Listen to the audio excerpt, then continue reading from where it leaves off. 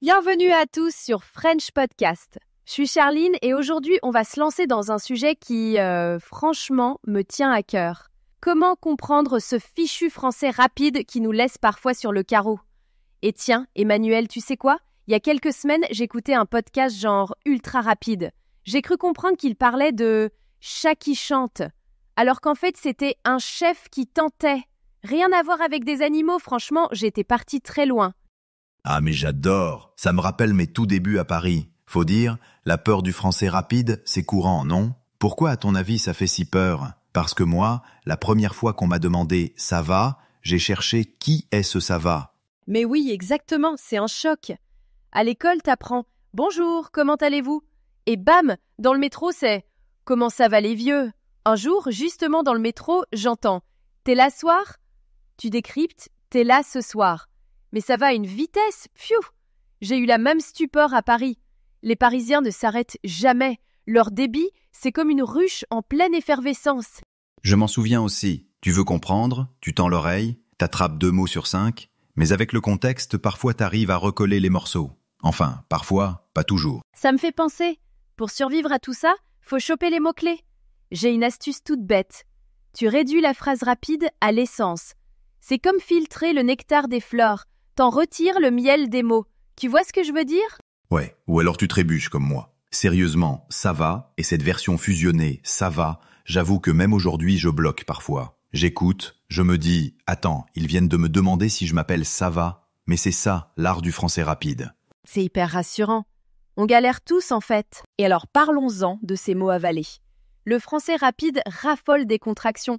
T'as vu? Je sais pas, y a pas de souci. C'est comme les abeilles qui piquent un mot et repartent avant qu'on ait pigé. Des fois, les mots disparaissent purement et simplement. C'est tellement vrai. Et puis, plus le débit accélère, plus la phrase devient difficile à suivre. J'entends parfois « je sais pas » au lieu de « je ne sais pas ». Et la première fois, j'ai cru qu'on m'insultait presque. Mais heureusement, le contexte sauve tout. Franchement, ça m'a marqué au Sénégal, dans la famille, lors d'un repas. J'avais à peine compris 3 mots, mais l'ambiance, les gestes, le sujet, tu captes l'idée générale sans avoir chaque détail. Et c'est rassurant, non? Grave, il faut écouter avec une intention, pas juste pour tout comprendre au mot près. C'est impossible de tout saisir, même pour nous. L'essentiel, c'est de deviner avec ce qu'on a. Un petit jeu sympa pour s'entraîner, c'est d'essayer de répéter une phrase qu'on vient d'entendre, vitesse supersonique. Ensuite, on la décortique petit à petit. Moi, la première fois que j'ai tenté avec Stromae à la radio, j'ai bégayé comme une abeille enrhumée. Ah, mais les chansons, c'est le test ultime. La version accélérée, tu crois que t'es champion, et puis non. Mais ça rend l'exercice rigolo, et puis on se décomplexe, franchement. C'est là où les petites astuces mnémotechniques aident beaucoup. Genre, inventer une histoire autour d'un mot difficile. Moi, je fais souvent le lien avec la cuisine. Un son me rappelle une recette, un geste, et hop, le mot reste. Ah, j'adore ce truc. C'est comme donner une personnalité au mot. Tu crées des mini-scénarios, tu joues avec. Et bizarrement, le cerveau adore ça. Et puis, franchement, il faut accepter de ne pas tout comprendre, hein. On a le droit d'être paumé parfois. Merci. Une fois, j'ai voulu répondre « oui » à une question, alors que la personne me demandait en fait si je voulais un dessert. J'ai dû passer pour quelqu'un qui déteste les gâteaux. Comme quoi, ce n'est pas grave. Mais du coup, est-ce qu'il faut toujours demander de répéter? Ou faut-il juste sourire et attendre le rebond? Pour progresser, il y a tout un panel d'outils. Podcast, appli, séries, ma botte secrète, la transcription des podcasts. Lire ce qu'on écoute, c'est magique pour accrocher et mieux comprendre. Moi, je suis accro au replay. Vraiment, je n'ai pas honte de dire que je ralentis l'audio dès que ça file trop vite. Il existe des sites super pratiques pour mettre l'audio à 0,75. Vive le rewind! On a donc vu. Il faut s'immerger, s'amuser, prendre son temps, bidouiller. C'est comme organiser une ruche. Chaque effort compte et la patience fait des merveilles. Oui, chacun avance à son rythme, c'est normal. Et c'est même ce qui rend la langue vivante et passionnante. Ne lâchez rien. C'est dans l'essai-erreur qu'on découvre le goût du français rapide. Emmanuel, tu sais, intégrer le français à son quotidien, c'est pas si sorcier. Moi, j'aime varier les plaisirs. Un podcast le matin, un clip de chanson à midi, une vidéo d'accent canadien le soir. Ça fait voyager sans bouger. Oui, et les échanges linguistiques en ligne, ça change tout. Tout de suite, T'as du feedback, des mini-corrections et surtout, des vrais gens qui te parlent. Noter chaque mot nouveau, puis chercher comment on s'en sert, c'est efficace pour mémoriser. J'ajouterais qu'il ne faut pas viser la perfection tout de suite. Quelques minutes par jour suffisent, vraiment. L'important, c'est la régularité. Même un petit quart d'heure quotidien, concentré sur le rythme et les accents, ça fait des miracles. Je suis tellement d'accord.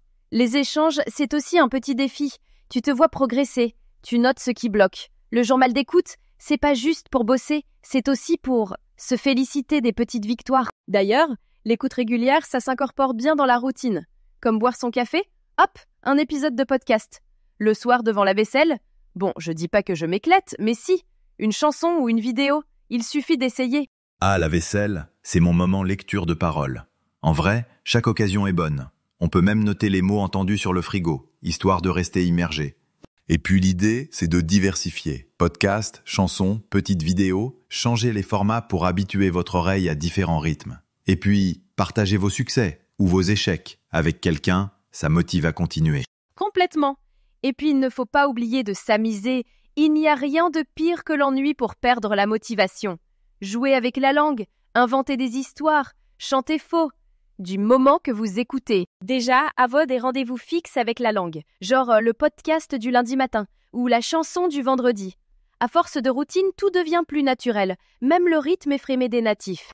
Et puis, tester sa compréhension avec d'autres personnes, club, forum. On se sent moins seul et on apprend des erreurs des autres aussi. C'est hyper rassurant, en fait. Je sais, je radote. Mais 10-15 minutes par jour, c'est gérable. Même si vous écoutez un extrait plusieurs fois, c'est le fait d'y retourner encore et encore qui rend l'accent plus clair, la rapidité moins effrayante. Tout à fait. Et noter les mots, c'est créer son propre trésor.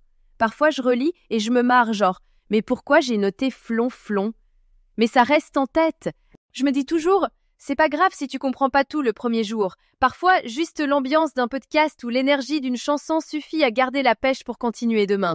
Et l'essentiel, c'est de pratiquer avec enthousiasme, de trouver du plaisir dans l'écoute, même si on se plante. L'erreur, c'est le sel de l'apprentissage, non ? Un truc qui marche pour moi, planifier un petit créneau d'écoute chaque jour, mais varié à chaque fois. Un soir, c'est un podcast de cuisine, un autre une chanson de rap.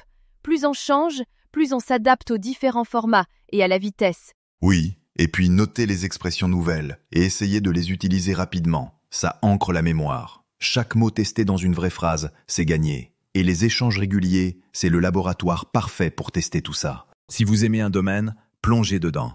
Podcast de cuisine pour les gourmets, ou série mode, tech, ce que vous adorez. C'est le meilleur moyen d'être motivé et d'avoir envie de creuser le vocabulaire qu'on entend.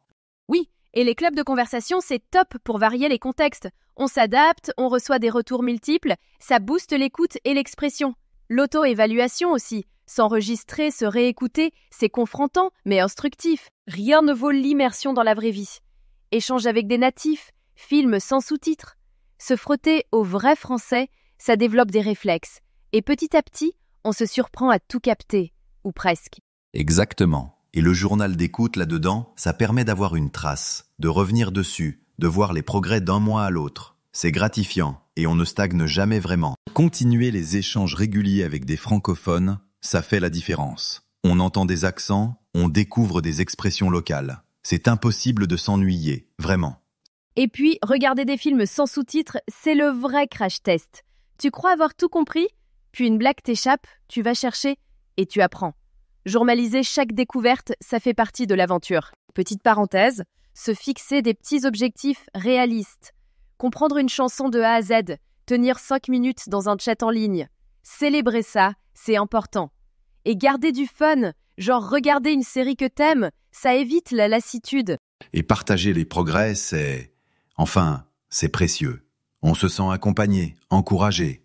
Et parfois, on reçoit le conseil qui débloque tout. Une astuce très efficace. Faire des mini-dictées ou des transcriptions minutes chrono des clips audio rapides. Ça muscle vraiment l'oreille. Les applis de reconnaissance vocale aussi, pour savoir si on a chopé la bonne phrase.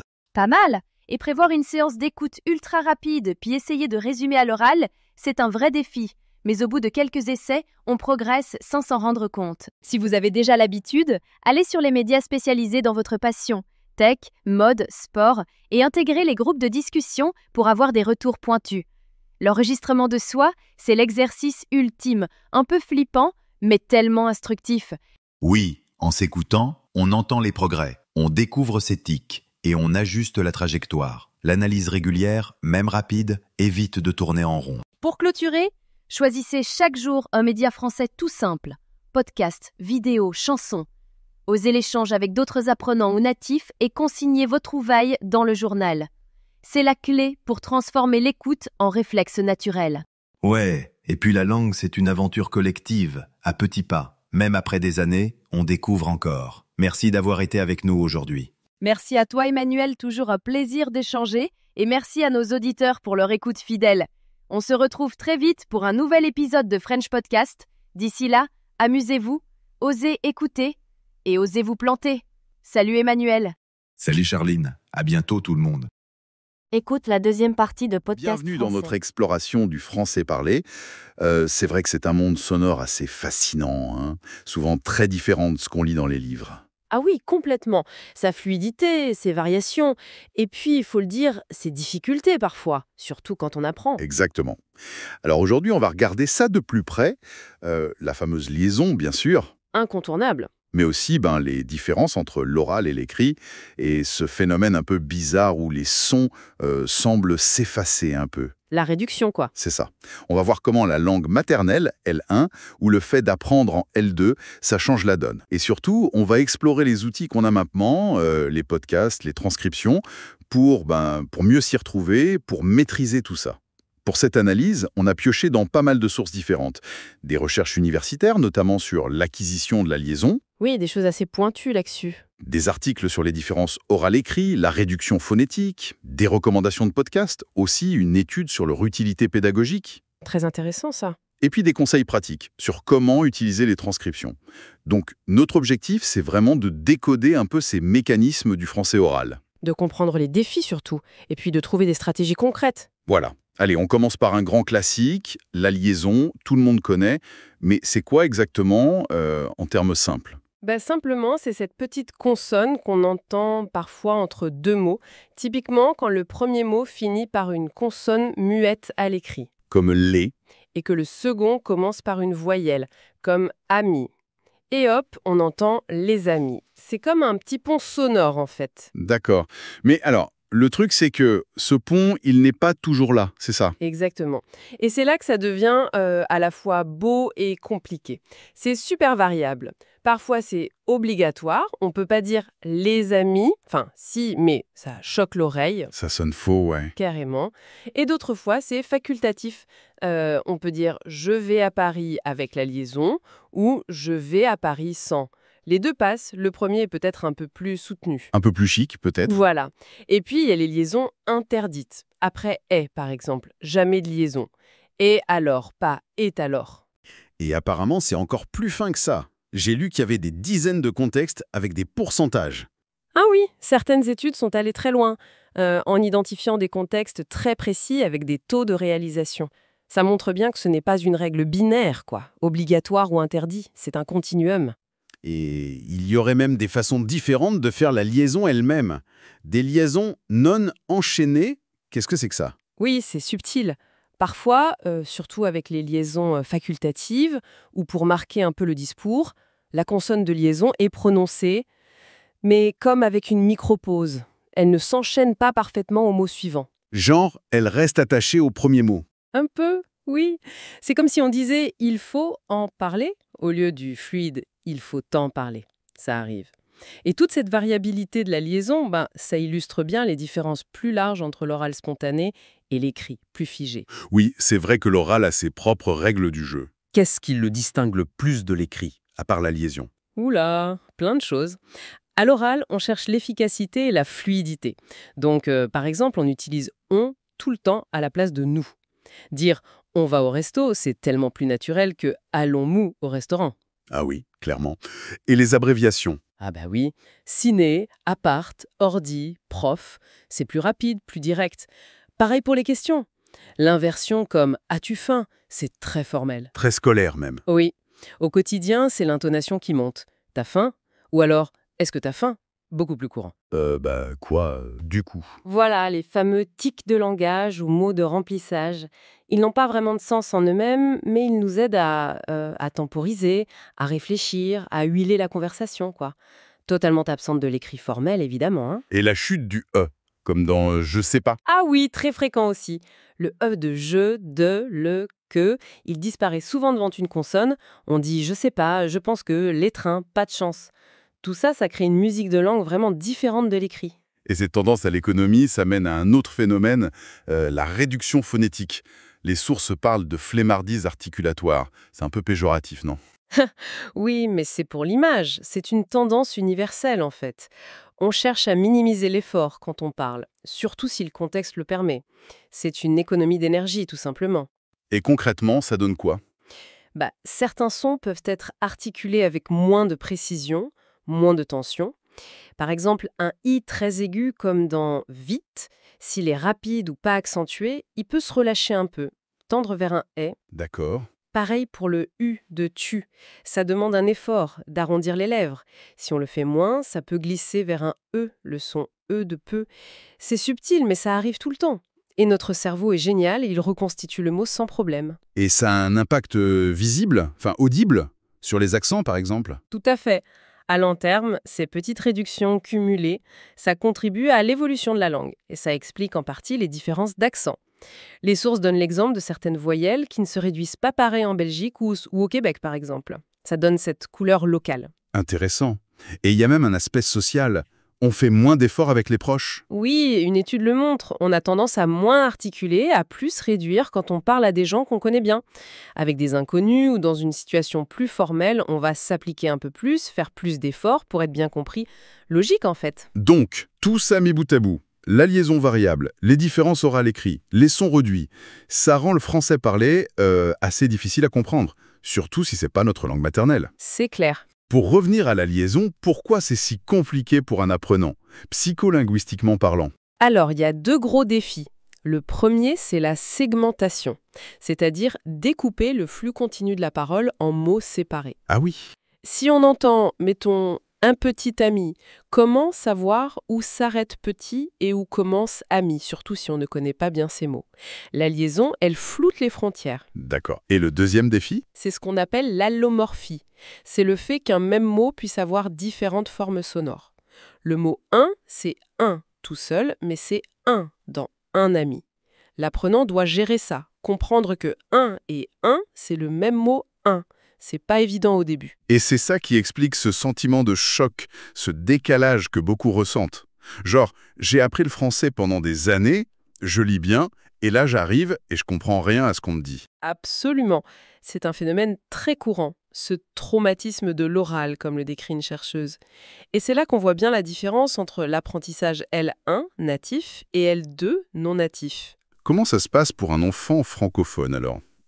Pour la liaison?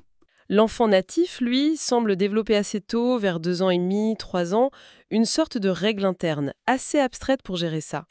Au début, il fait des erreurs classiques, comme un oiseau pour un oiseau. Ah oui, le fameux oiseau. Exactement, parce qu'il entend le zé et pense qu'il fait partie du mot oiseau. Mais petit à petit, vers 4 ans, il comprend le système, il corrige. Il construit une règle morphophonologique. Les liaisons facultatives, plus liées au style, au contexte, elles viennent plus tard, vers 7-8 ans. Mais le système de base se met en place. Et pour l'apprenant L2, celui qui apprend plus tard ou adulte, c'est différent? Oui, la stratégie semble souvent plus lexicale, c'est-à-dire qu'on n'intègre pas forcément une règle abstraite, mais on apprend plutôt les liaisons au cas par cas. En mémorisant des expressions. Voilà, on mémorise des blocs fréquents, les amis, aux États-Unis, est-il, ont-ils. C'est très lié à la fréquence d'exposition, à ce qu'on entend le plus souvent. Du coup, c'est moins automatique et les erreurs peuvent persister, même à un niveau avancé. Et l'écrit joue un rôle là-dedans. Ah oui, énormément.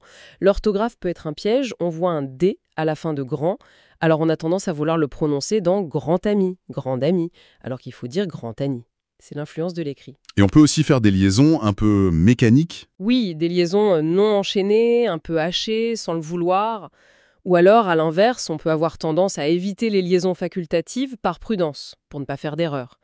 C'est une stratégie de moindre risque, mais ça rend le discours moins fluide, moins naturel. Donc, si on simplifie à l'extrême, l'enfant L1 développe une règle, l'apprenant L2 accumule des exemples. C'est une grosse simplification, mais ça donne une idée de la tendance générale observée dans les recherches. La réalité est toujours plus nuancée, bien sûr. Les apprenants L2 ont aussi plus de mal à utiliser les indices acoustiques très fins qui permettent aux natifs de distinguer une consonne de liaison d'une consonne initiale de mot. Du coup, ils se reposent plus sur leur lexique mental, sur la fréquence des mots. Ce qui explique pourquoi ça reste un défi tenace. Exactement. Bon, mais face à ces difficultés qui sont réelles, faut pas se mentir, la bonne nouvelle, c'est qu'on a des outils super efficaces aujourd'hui. Les podcasts, par exemple. Qu'est-ce qui fait leur force pour apprendre l'oral? Déjà l'immersion. C'est énorme. On peut écouter du français authentique, varié, différents accents, débits de parole, sans bouger de chez soi. C'est vrai? Ensuite, la flexibilité. On écoute quand on veut, où on veut. Dans les transports, en faisant du sport, en cuisinant. C'est hyper pratique. Et on peut réécouter. Ça, c'est crucial. Un passage difficile, on le remet 10 fois s'il faut. Et puis c'est souvent plus sympa que des exercices de grammaire, non? Ah bah oui, la motivation. Écouter des histoires, des interviews, des sujets qui nous intéressent, ça aide à tenir sur la durée. C'est beaucoup plus stimulant. Et ça va plus loin que juste se faire l'oreille. Les études montrent un impact sur l'apprentissage lui-même. Oui, tout à fait.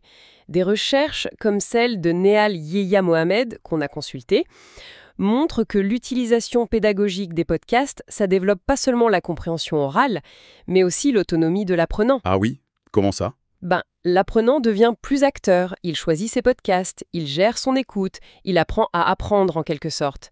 Ça favorise un apprentissage plus actif, plus personnalisé. Et il y a tellement de choix. Des podcasts d'histoire comme Transfert, des pans d'actu comme Les mots d'actualité, des formats courts comme One Thing in a French Day. Il y en a vraiment pour tous les niveaux et tous les goûts. Mais j'imagine qu'il suffit pas de mettre les écouteurs et de laisser tourner en fond sonore pendant qu'on fait autre chose. Non, ça c'est l'écoute passive. C'est bien pour s'habituer à la musique de la langue, mais pour vraiment progresser, il faut viser une écoute active. C'est-à-dire? Ça veut dire qu'on met en œuvre consciemment des stratégies. D'un côté, des stratégies cognitives. Essayer de deviner le sens d'un mot grâce au contexte, mobiliser ses connaissances sur le sujet, anticiper la suite. Et de l'autre, des stratégies métacognitives, qui sont plus sur la gestion de l'écoute. Se fixer un objectif précis, comprendre l'idée générale, repérer une info, vérifier si on comprend bien, identifier où ça coince et pourquoi. C'est un travail plus conscient, en fait. Oui, ça demande un peu plus d'implication, mais c'est beaucoup plus efficace. Il faut aussi savoir adapter son type d'écoute à l'objectif. Parfois, c'est une écoute globale, juste pour saisir le thème. D'autres fois, sélective, pour choper une date ou un nom. Et parfois, détaillée, pour vraiment tout comprendre d'un passage clé. Et souvent, on conseille de faire ça en plusieurs étapes. Pré-écoute, écoute, post-écoute. Oui, c'est une bonne méthode. Pré-écoute, on se prépare, on regarde le titre, on active ce qu'on sait déjà. Écoute, on écoute une ou plusieurs fois, on vérifie ses hypothèses. Post-écoute, on fait le bilan, on réfléchit, on note le nouveau vocabulaire, on réagit. D'accord. Et pour accompagner tout ça, il y a l'autre outil magique, la transcription. Souvent, on s'en sert juste pour vérifier à la fin, non? Comme un corrigé. Oui, mais c'est dommage de s'arrêter là. La transcription, c'est bien plus qu'une simple solution. C'est un super outil pour analyser la langue de près et pour créer des activités ciblées. Mais attention, l'objectif, c'est rarement de tout comprendre grâce au texte. Il faut l'utiliser intelligemment. Alors, comment? Des exemples concrets? On peut s'en servir avant d'écouter. On lit la transcription pour repérer les mots-clés, ça prépare l'oreille. Ou après une première écoute, on cherche sur le texte où pourraient se trouver les liaisons et on réécoute pour vérifier si elles sont faites ou pas. Ça, c'est excellent pour la liaison. Pas mal. Et pour le vocabulaire? On peut lire la transcription en même temps qu'on écoute. Ça aide énormément à connecter la forme écrite et la forme orale d'un mot qu'on connaît peut-être à l'écrit mais qu'on ne reconnaît pas à l'oral. Ah oui, la fameuse reconnaissance. Exactement. Et ensuite, on peut essayer de lire à voix haute en suivant l'audio. Ça aide à la mémorisation et à la prononciation. Autre idée, écouter marqué sur le texte les pauses, les groupes de souffle, les intonations. Ça aide à capter le rythme du français. Ça permet vraiment de disséquer la langue parlée. C'est ça. Et c'est aussi très utile pour comprendre ses propres erreurs. Quand on bloque sur un passage, on regarde le texte et on sait c'est quoi le problème. Un mot que je connais pas, un mot que je connais mais que j'ai pas reconnu à cause de la prononciation, de la réduction. Une structure de phrase compliquée. Identifier la source de la difficulté, c'est la première étape pour progresser. Et ça met en évidence les différences oral-écrit dont on parlait. Tout à fait. On voit bien les hésitations, les répétitions, les tournures typiques de l'oral spontané qui sont absentes de l'écrit. C'est pour ça que c'est si précieux de travailler avec des documents authentiques et leur transcription. Et on en trouve facilement des transcriptions. De plus en plus, oui. Beaucoup de podcasts pour apprenants les fournissent, des médias comme Euronews, Arte, pour certaines émissions comme Carambolage, des chaînes YouTube. Il faut chercher un peu, mais ça se trouve. Super intéressant. Bon, alors si on résume un peu nos discussions, on a vu que le français parlé, c'est tout un monde, hein, avec ses variations, la liaison qui apparaît et disparaît. Les sons qui s'effacent un peu, les différences avec l'écrit, c'est très riche. Et que le chemin pour l'apprendre est pas le même si on est natif, L1, où on construit des règles, ou si on est apprenant, L2, où on apprend plus par bloc, avec des défis comme découper les mots ou gérer l'influence de l'écrit. C'est ça, des parcours différents. Mais la bonne nouvelle, c'est qu'on a des outils puissants aujourd'hui. Les podcasts pour l'immersion, la flexibilité, la motivation. Et les transcriptions, utilisées de manière active, pas juste comme un corrigé, pour analyser finement la langue, repérer les phénomènes comme la liaison et comprendre ses propres difficultés. Exactement. Des outils pour devenir plus autonome et efficace dans son apprentissage. Et peut-être pour finir, une petite question pour la route, une réflexion. On a vu que la liaison, la réduction, tout ça, ça évolue. Les différences entre la France, le Québec le montrent. Oui, Aujourd'hui, on est bombardé de communication numérique. Les SMS, les réseaux sociaux. L'écrit et l'oral s'y mélangent tout le temps, de façon parfois très créative, parfois très simplifiée. c'est vrai. L'écriture SMS, tout ça. Alors, on peut se demander comment ces phénomènes typiques de l'oral, comme la liaison ou la réduction, vont être impactés par ces nouvelles façons de communiquer.